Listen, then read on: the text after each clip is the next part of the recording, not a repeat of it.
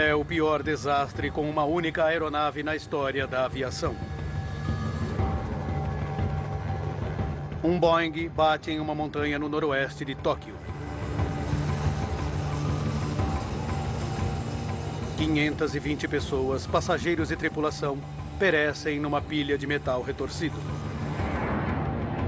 Com mais de 600 747s em serviço, os investigadores estão sob pressão intensa para descobrir a causa do acidente. Se eles não conseguirem obter respostas rapidamente, isso pode acontecer de novo. Desastres não acontecem simplesmente. Eles são provocados por uma cadeia de eventos decisivos.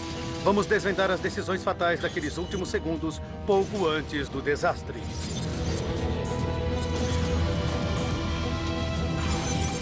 Segundos fatais. Queda incontrolável no Japão. Japão. Aeroporto de Haneda, Tóquio. 12 de agosto de 1985. 6 horas da tarde. O voo 123 da Japan Airlines se prepara para a decolagem. Seu destino, a cidade de Osaka, a 400 quilômetros dali. No comando está o primeiro oficial, Yutaka Sasaki.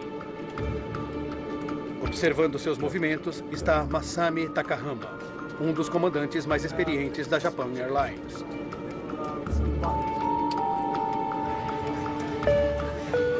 O americano de 26 anos, Ward Wallach, é um dos poucos estrangeiros a bordo. Meu irmão Ward ficou obcecado pelo Japão, ainda quando era estudante universitário. Agora estudante de pós-graduação em Tóquio, Ward assumiu a vida de japonês apesar de não ser um deles. Ward imitava seus amigos japoneses. Ele se parecia com Christopher Reeves, ele parecia o super-homem.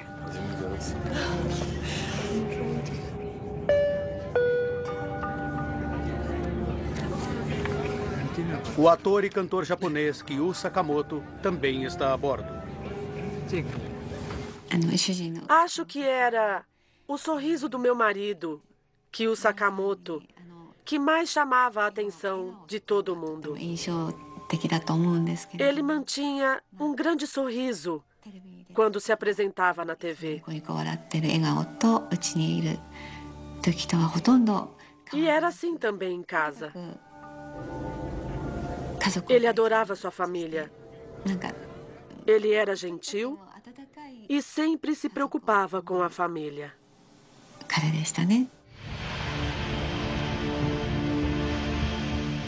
6h12 da noite. A torre do aeroporto de Haneda dá permissão para a decolagem do voo Japan Air 123. As condições meteorológicas são boas. A tripulação espera que seja um voo de rotina curto. O Boeing 747 começa a subir para a sua altitude de cruzeiro a 7.300 metros.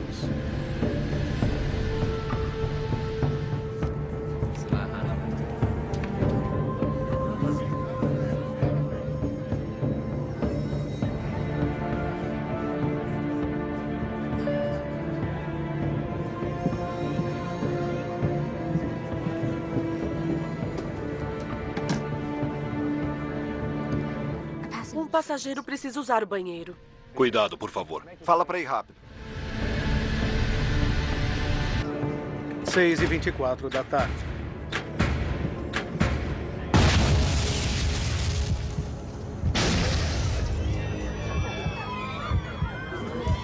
Duas explosões sacodem o avião. Alguma coisa explodiu. Cheque as engrenagens. Os controles de voo da aeronave não respondem. Tente de novo. A tripulação tenta desesperadamente descobrir o que aconteceu.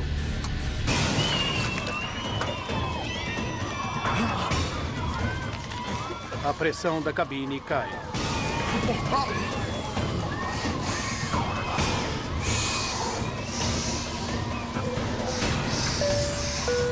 Atenção. Pouso de emergência. Ponham as máscaras sobre o rosto. Apertem os cintos de segurança. Este é um pouso de emergência. Este é um pouso de emergência. O voo da Japan Airlines 123 está fora de controle.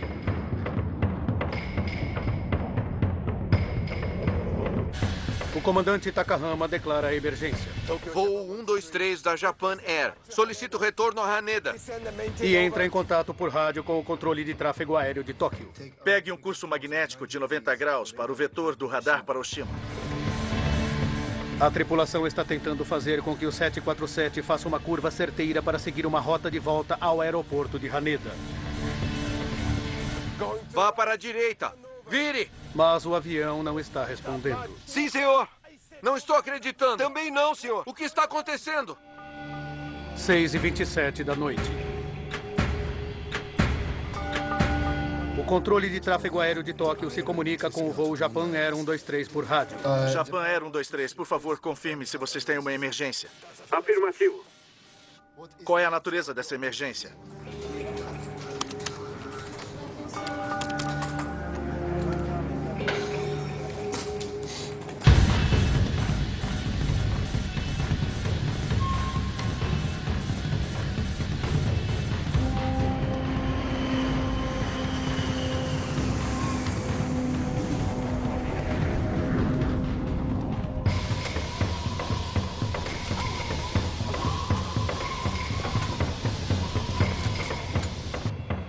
Seis e 28 da noite. Voo da Japan Air 123, destino de voo 090, vetor de radar para Oshima. Parece que o avião está se afastando do aeroporto Haneda, em Tóquio. Voo Japan Air 123 descontrolado.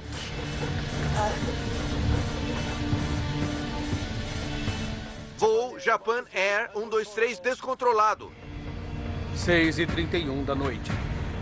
O controle de Tóquio sugere que eles sigam para o aeroporto de Nagoya, a 133 quilômetros dali. Sua posição é de 115 quilômetros de Nagoya. Conseguem pousar em Nagoya? Não, negativo. Solicito retorno a Haneda. A tripulação quer assumir o trecho mais longo e voltar para o aeroporto Haneda, em Tóquio. 6h33 da noite. A aeronave ainda está acima dos 6.000 metros. Os passageiros têm dificuldade para respirar.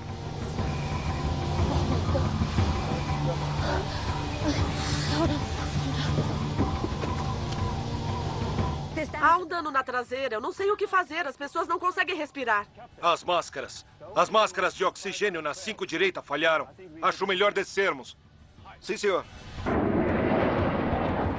Os pilotos tentam baixar a altitude do avião para aumentar os níveis de oxigênio dentro da cabine.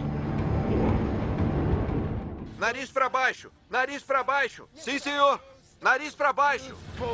6h38 da noite. Use as duas mãos. Baixe o trem de pouso. Baixando o trem de pouso. Para diminuir a velocidade do 747, a tripulação baixa o trem de pouso. Mas um pouso controlado é pouco provável.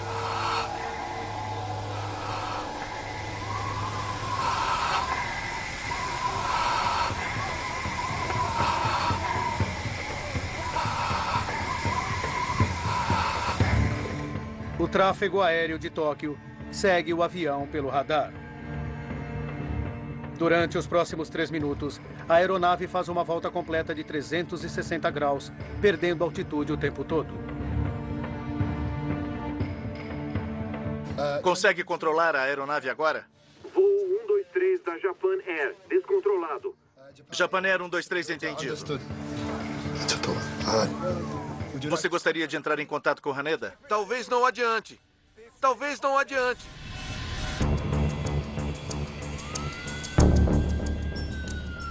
Numa base militar americana em Yokota, equipes de emergência estão a postos.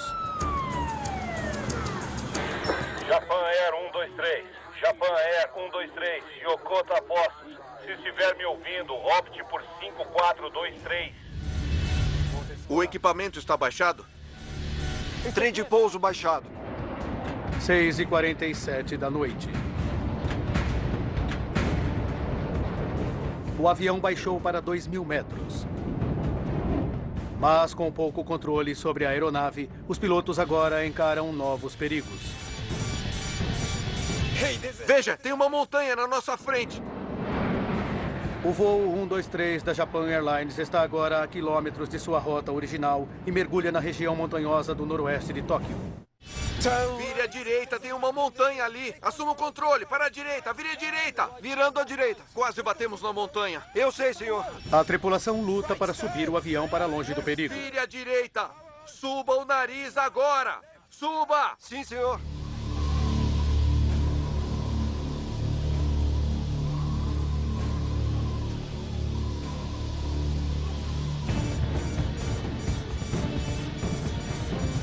Ponha mais potência à esquerda. Potência máxima.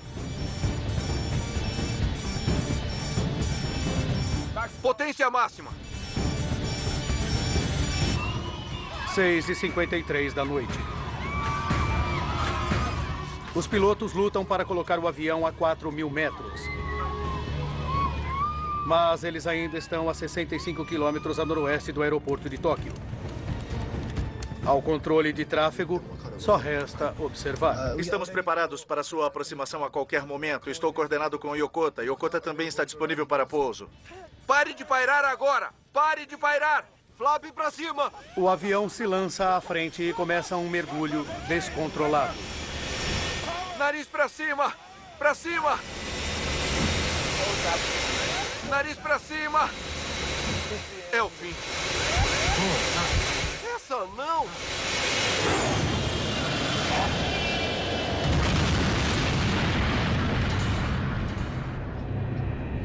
Japan Airline 123, está me ouvindo? Japan Airline 123, está me ouvindo?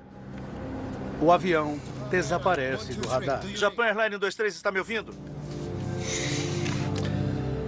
Eu não consigo ouvir nada. Os destroços de um jumbo podem ser vistos espalhados pelas montanhas. Um avião Boeing 747 caiu com mais de 500 pessoas no auge do feriado mais popular do Japão.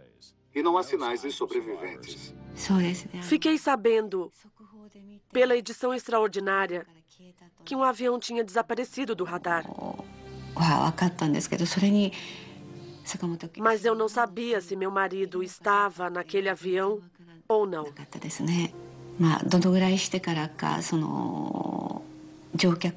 Eu não me lembro quanto tempo tinha passado quando eles conseguiram ler a lista de passageiros.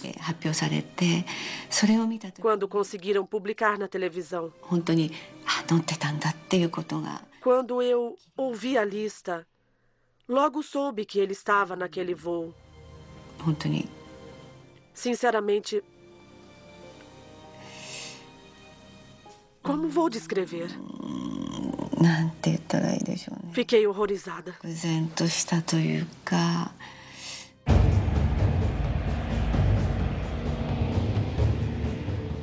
Apenas 18 minutos depois que o avião desapareceu, um C-130 da Força Aérea Americana localiza os destroços na cordilheira do Monte Ozutaka, 100 quilômetros a noroeste de Tóquio.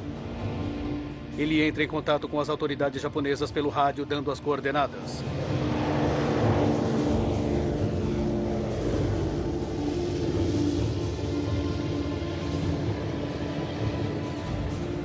Os Estados Unidos oferecem assistência militar. Os japoneses decidem trabalhar sozinhos e põem para funcionar sua própria missão de resgate. Então, as forças de defesa japonesas assumem. Yoshihisa Masuda está lotado na base militar na província de Chiba, perto de onde o avião caiu. Foi logo depois que eu voltei ao quartel-general, depois de minhas férias de verão. A base estava alvoroçada. Eu perguntei a um colega o que estava acontecendo. E então me disseram que o paradeiro do voo da Japan Air era desconhecido. A base foi posta em stand-by na noite em que o avião caiu. E as pessoas diziam que provavelmente teríamos de sair. Um helicóptero japonês enviou relatórios dizendo que não havia sobreviventes. O terreno montanhoso e a falta de equipamentos para operações noturnas retardaram ainda mais os esforços de resgate japoneses. Eles só conseguem chegar ao local mais de 14 horas depois do acidente. Milagrosamente, são encontrados 4 sobreviventes, que passaram a noite na encosta da montanha.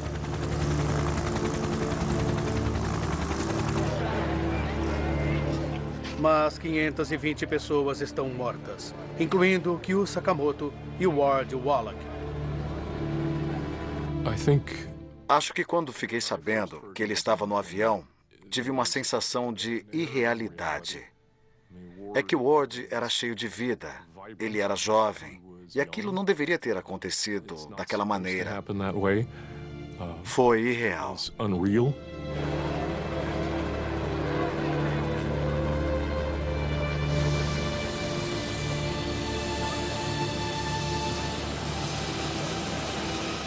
Logo depois da queda, os sobreviventes se lembram de ouvir os gritos dos passageiros nos destroços e que morreram durante a noite.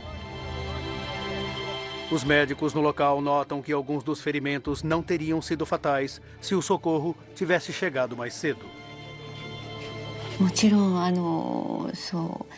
É claro que eu só descobri depois que as operações de resgate não foram realizadas no local.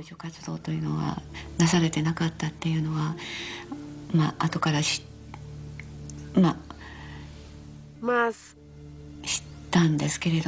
eles deveriam ter ido até lá imediatamente.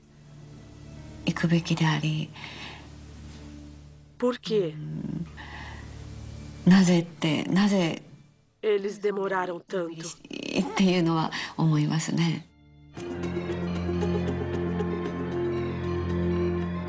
Agora, revendo os fatos e aprofundando as investigações oficiais, podemos revelar o que se esconde por trás do pior acidente com uma só aeronave na história da aviação.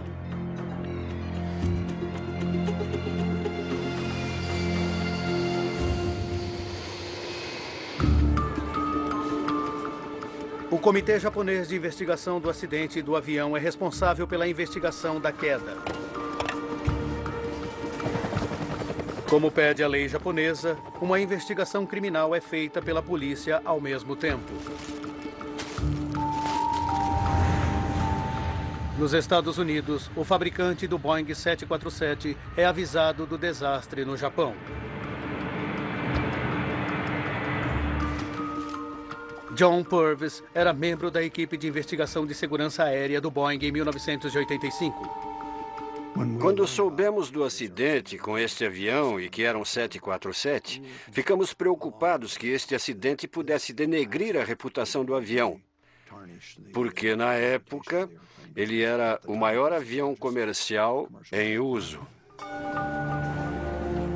Com as vidas de milhões de passageiros de 747s em risco, o Comitê de Segurança nos Transportes Nacionais dos Estados Unidos, ou NTSB, quer respostas para os motivos pelos quais um avião construído nos Estados Unidos se acidentou. O representante do NTSB, Ron Schlid, é designado para a investigação. Havia uma grande preocupação que, se fosse um problema mecânico, ele poderia ser uma falha genérica e que isso pudesse afetar a frota toda. Uma equipe de investigação de engenheiros da Boeing e membros do NTSB seguem para o Japão. Mas depois que eles chegaram lá, tiveram dificuldades para seguir para o local do acidente. Quando chegamos ao hotel em Tóquio e nos encontramos com os japoneses, ficou claro que havia problemas para se conseguir acesso às informações que eram conhecidas e também ao local do acidente posteriormente. Quanto ao fabricante do avião, a Boeing tem um acordo firmado internacionalmente que os permite investigar o local do acidente para ter certeza de que todos os outros 747s estão em condições de voo. Entretanto, uma vez que esse voo, o Japan Air 123, era um voo doméstico, as regras internacionais não se aplicavam em 1985. Desta forma, Nós não tínhamos um direito automático de chegar lá. Nós tínhamos de pedir permissão para viajar e trabalhar com os japoneses. Enquanto os americanos esperam pela permissão da polícia para ter acesso ao local da queda, os investigadores japoneses do acidente partilham com eles as gravações de voz da cabine do piloto do voo Japan Air 123. Alguma coisa explodiu. Nós conseguimos ouvir uma explosão no gravador de voz. Na verdade, foram duas explosões bem fortes, uma depois da outra. É o fim.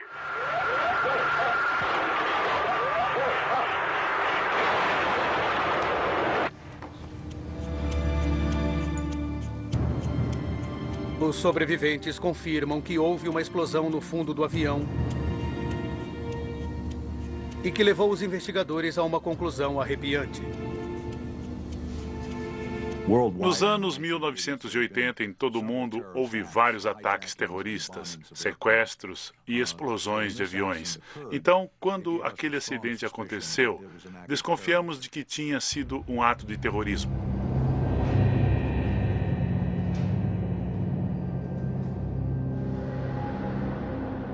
Nós ficamos muito desconfiados de que aquilo tinha sido uma bomba. Mais provas da detonação provável de uma bomba surgem na Baía Sagami, a 153 quilômetros ao sul do local do acidente.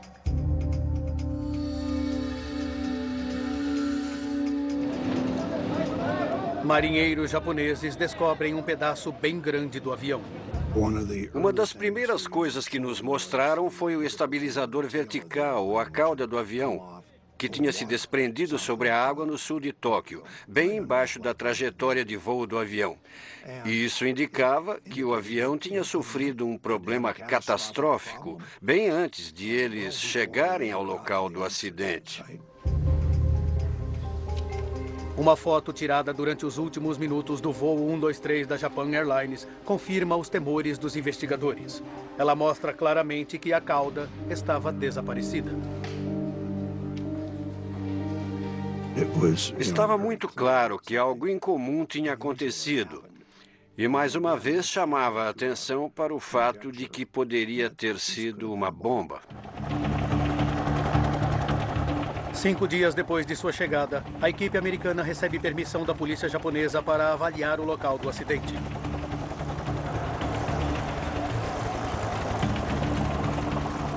Helipontos improvisados permitem que helicópteros agora consigam pousar na cordilheira do Monte Ozutaka, ao norte do Monte Fuji. O céu estava caótico, helicópteros indo e vindo sem parar.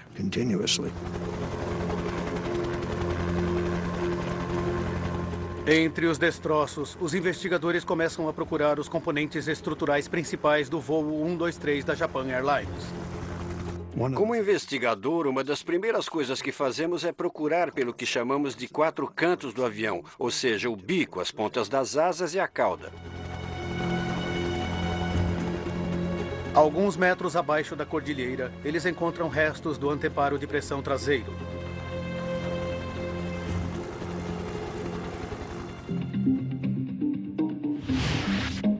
Esta estrutura circular é feita com uma série de placas de metal sobrepostas presas juntas. Instalado entre a cabine e a parte da cauda, ele é projetado para evitar que o ar escape da cabine pressurizada por trás da aeronave. Quando vimos o anteparo, é claro que ele estava retorcido e muito danificado e quebrado em vários pedaços. 6, 8, 10 pedaços grandes e alguns pequenos. E as peças tinham uma forma meio triangular. E elas iam do centro do anteparo para a borda, algo parecido com um pedaço de guarda-chuva. Os investigadores estudam o anteparo de pressão traseira em busca dos sinais de danos por bombas. Uma bomba deixa uma marca bastante característica no metal quando ela explode. Ela tem muita força. É mais força do que é possível gerar em um acidente real de uma aeronave. Mas a maior parte dos destroços do anteparo exibe danos consistentes com um impacto em alta velocidade. Uma das observações genéricas sobre quando o metal é rasgado é que ele deixa uma forma dentada na ruptura. Ele foi rasgado. Nós vimos provas disso na parte traseira da aeronave e na maior parte dos destroços do anteparo de pressão. Com certeza, aquilo não foi provocado por uma bomba. Analisando com mais atenção, eles descobrem um dano incomum. Havia uma parte do anteparo que exibia uma característica curiosa, diferente do resto dos destroços do anteparo. Em uma área, duas partes tinham se separado em linha reta, comparada ao resto do anteparo, que tinha ficado retorcido e rasgado com a sobrecarga. Elas tinham se separado ou falhado de maneira diferente, e eu queria saber por quê. A equipe quer analisar o anteparo em seu laboratório, mas a polícia não lhe dá permissão, uma vez que ainda existe uma investigação em andamento que quer determinar se um ato criminoso foi o responsável pelo acidente. No Japão, uma investigação criminal tem prioridade sobre uma investigação de segurança. Isso causou uma dificuldade para a equipe ter acesso ao local, ter acesso a outros dados, incluindo os destroços que caíram do avião. Isso complicou e atrasou parte da investigação de segurança porque os investigadores criminais estavam trabalhando. A equipe criou uma maneira engenhosa de resolver o problema.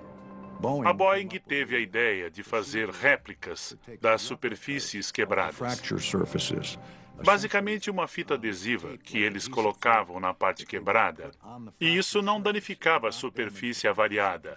Isso resultaria em uma réplica simétrica da fratura que poderia então ser analisada em laboratório. Os investigadores analisam as impressões da fita e desenhos do local tirados da porção do anteparo que exibia o dano incomum.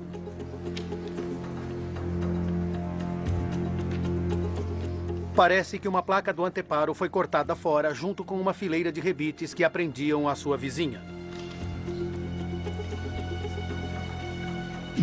Aquele metal foi rompido através daqueles furos. Eu achei que tinha descoberto desgaste, e o que estávamos vendo no anteparo era nosso momento eureka, era a nossa solução mágica.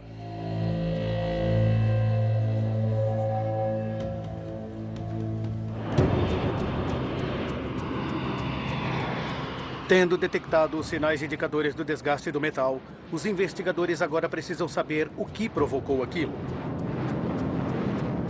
Eles também precisam descobrir se aquele é um incidente isolado ou um problema que pode fazer com que todos os mais de 600 747s sejam mantidos em terra para consertos ao mesmo tempo.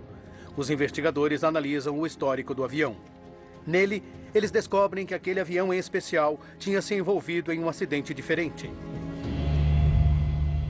Eles descobrem que em 1978, no aeroporto de Osaka, o avião pousou com o bico muito levantado. A cauda bateu no chão e foi raspando ao longo da pista. O anteparo de pressão traseiro foi danificado e precisou de consertos. Ele tinha sido consertado 7 anos antes, e isso se tornou um fato muito importante para a investigação e muito interessante para nós. Descobrir que o avião tinha sofrido um conserto era um ponto decisivo na investigação. O quartel-general da Boeing em Seattle envia um fax com um relatório do conserto para a equipe de investigação no Japão. Quando o avião foi danificado e a equipe de consertos analisou a aeronave, ficou claro que o anteparo deveria ser substituído. E acho que eles escolheram substituir apenas a parte inferior por causa de problemas com a expedição do anteparo inteiro. Os engenheiros da Boeing projetaram um conserto.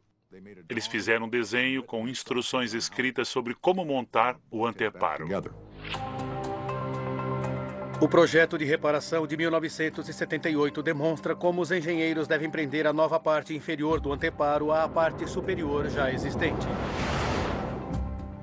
Para manter as duas partes unidas, elas são presas com uma placa de emenda presa com 3 fileiras de rebites.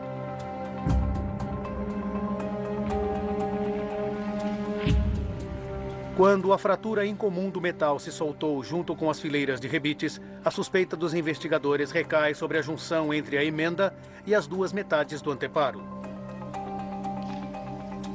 A equipe calcula o que poderia ter acontecido se menos rebites do que o necessário tivessem sido usados durante o concerto. Uma das possibilidades que consideramos durante as discussões foi se o conserto do anteparo tinha sido feito de maneira apropriada. Um dos membros da equipe fez um cálculo matemático para saber se aquilo poderia acontecer, e ele determinou que o anteparo falharia depois de cerca de 11 mil ciclos. Extraordinariamente, o avião tinha realizado 12.319 ciclos de decolagens e pousos desde o concerto, bem próximo ao número previsto. É um momento de avanços na descoberta. Um anteparo que foi reparado de maneira defeituosa poderia estar por trás do acidente mais fatal do mundo com uma única aeronave. Os investigadores agora precisam de provas materiais para respaldar sua teoria. A polícia japonesa, mais uma vez, concede acesso ao local da queda para que a equipe consiga examinar os destroços mais detalhadamente. Então, nós fomos direto à área do anteparo de pressão, que tinha o que eu considerava uma fratura com formato bem curioso. Nós descobrimos que o conserto não tinha sido feito como planejado. Durante o processo, havia um pedaço onde eles tinham de colocar uma placa de emenda, e ela tinha sido posta de maneira errada. Os investigadores descobrem que a placa de emenda tinha o tamanho errado. Parece que, para conseguir encaixá-la, os engenheiros se desviaram do projeto de conserto. Na verdade, a placa de emenda tinha sido cortada em duas partes. A parte mais estreita estava fixada com uma única fileira de rebites. A parte mais larga estava fixada com uma fileira dupla. Aquilo significava que aquela parte da emenda tinha basicamente 70% da resistência do que ela deveria ter. Por causa do conserto defeituoso, apenas uma fileira de rebites recebe a maior parte da força durante cada ciclo de pressão na decolagem e pouso. Durante cada ciclo, o anteparo se estica e se encolhe como a borracha de um balão de ar. Pequenas fissuras surgem e vão crescendo ao redor do local onde os rebites furaram o metal. Cerca de 12 mil ciclos depois do concerto, a placa da emenda se partiu. O ar com alta pressão da cabine irrompe pelo furo, enfraquecendo o anteparo e fazendo com que ele falhe explosivamente. Esta avaria é ouvida na forma da primeira explosão, quando o ar em alta pressão da cabine de passageiros irrompe através do anteparo. Para a direita, agora! Agora! Os investigadores agora querem saber a razão da segunda explosão. Seguindo os destroços encontrados na Baía Sagami, eles sabem que o voo 123 da Japan Airlines perdeu seu estabilizador vertical na cauda 12 minutos depois da decolagem. Revisando as gravações de bordo, eles percebem que isso acontece ao mesmo tempo em que duas explosões são ouvidas, levando a equipe a uma conclusão surpreendente.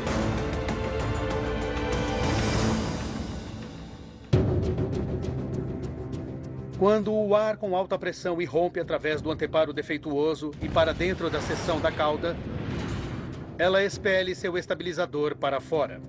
Durante o projeto do 747, nós não previmos a expulsão do estabilizador vertical da cauda ou a explosão do anteparo de pressão. Isso simplesmente não era algo que imaginássemos que fosse acontecer. Os investigadores precisam agora descobrir como a explosão do anteparo e a perda do estabilizador da cauda fizeram com que os pilotos perdessem o controle do avião, levando-o à queda.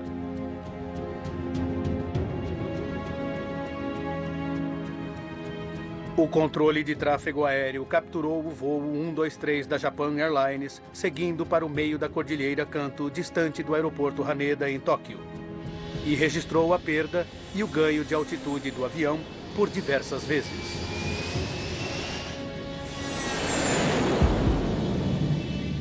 Por meio da reconstituição da trajetória de voo, os investigadores reconhecem um padrão conhecido, um tipo de movimento de aeronave conhecido como ciclo fugoide. Quando o voo 123 da Japan Airlines começa a mergulhar, ele acelera. A velocidade aumentada gera um levantamento, e quando o avião sobe, a velocidade diminui, fazendo com que ele caia de novo.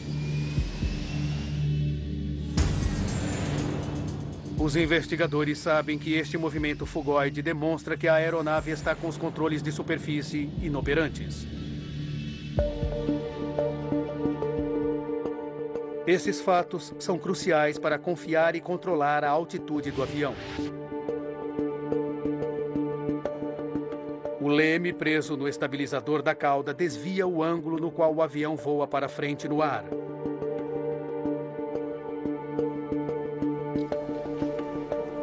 Só a perda do leme não levaria ao movimento fugoide.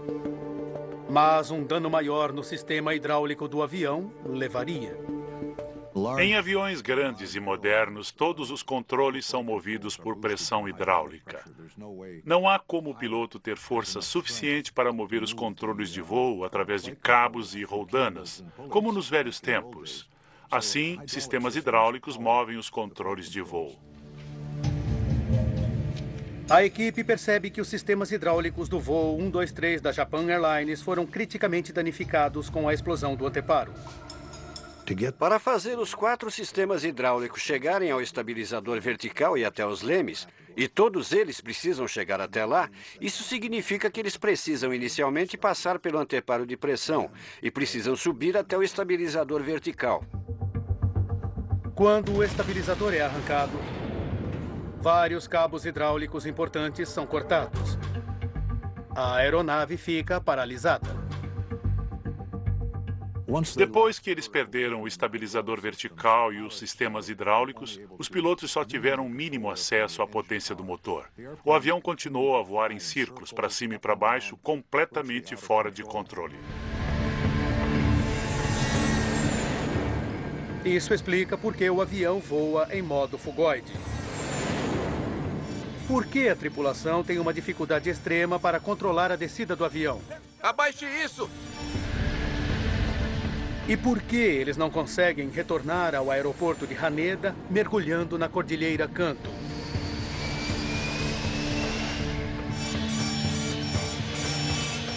A única opção da tripulação é flutuar usando a aceleração, tentando manobrar o avião usando as potências de cada motor separadamente.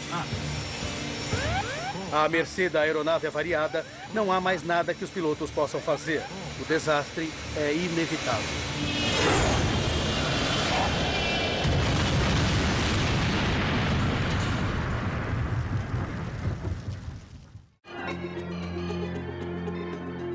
Depois de aprofundarmos a investigação, agora poderemos revelar os eventos que causaram o acidente aéreo mais mortífero com apenas um avião na história da aviação. – 2 de junho de 1978, 7 anos antes do desastre. O anteparo de pressão traseiro de um Boeing 747 é reparado de forma incorreta depois de um acidente que atingiu a sua cauda e isso o deixa criticamente enfraquecido. 6h12 da noite do dia 12 de agosto de 1985, 44 minutos para o desastre.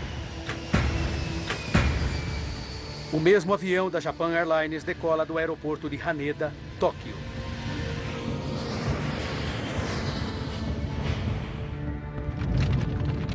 Assim que a cabine é pressurizada, pequenas fissuras no anteparo consertado começam a aumentar. –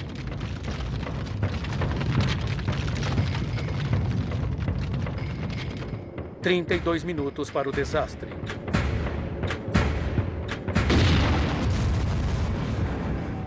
O anteparo explode.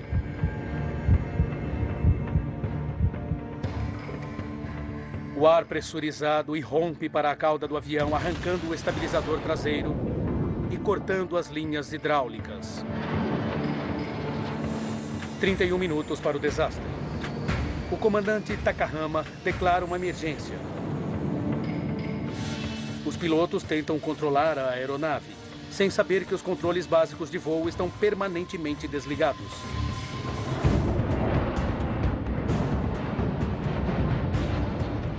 O avião sobe e desce.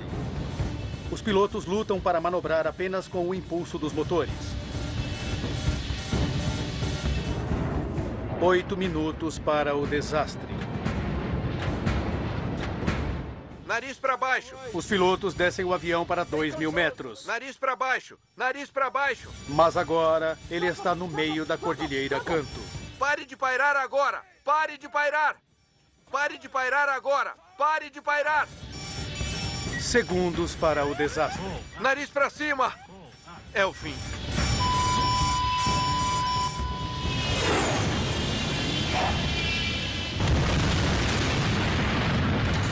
A tragédia ainda não terminou. O depoimento de um dos sobreviventes revela que outros também tinham sobrevivido ao impacto. –